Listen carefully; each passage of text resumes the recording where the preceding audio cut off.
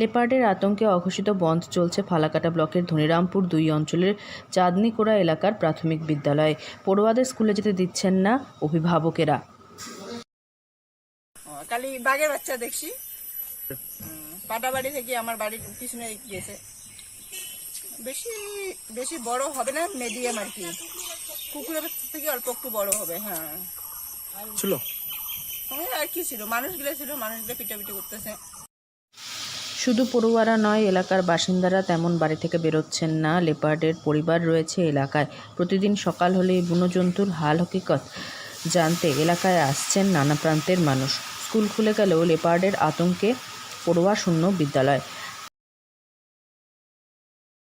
আমরা স্কুলে এসেছি, কিন্তু ছাত্রছাত্রী যেহেতু নেই, পঠন পাঠন বা মিড ডে মিলও করার প্রশ্ন নেই। এখানে একটা আতঙ্কের পরিবেশ ইতিমধ্যেই আছে, গতকালকে থেকেই চলছে, আপনারা জানেন। আজও সেটা অব্যাহত আছে। শোনা যাচ্ছে চিতাবাঘের গোটা ফ্যামিলি, অর্থাৎ 2টি বাচ্চা সহ পুরুষ চিতা, পূর্ণবয়স্ক পুরুষ চিতা আর তার একটা ফিমেল, সেটাও আছে। আতঙ্কের পরিবেশটা এখনো আছে আর কি। চাঁদনিকোড়া জুনিয়র হাই স্কুলের টিচার ইনচার্জ কেশব চন্দ্র রায় বলেন, লেপার্ডের ভয়ে ছাত্রছাত্রীদের বিদ্যালয়ে পাঠাতে ভয় পাচ্ছেন তাদের অভিভাবকেরা। বিষয়টি ঊর্ধ্বতন কর্তৃপক্ষের কাছে জানানো হয়েছে। মিড ডে মিল রান্নাও হচ্ছে না, যার কারণে গ্রামবাসীদের কাছ থেকে জানা গিয়েছে শুধুমাত্র একটি লেপার্ড নয়, সপরিবারে বাঘের আগমন ঘটেছে এলাকায়। বুনো আগন্তুকের ছানাদেরকেও দেখতে পেয়েছেন তারা।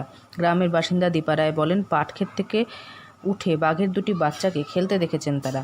বাঘের ভয়ে পোষ্য প্রাণীদের নিরাপদে রাখতে গোয়াল ঘর বেশ শক্তপোক্ত করে মেরামত করছেন গ্রামের মানুষেরা।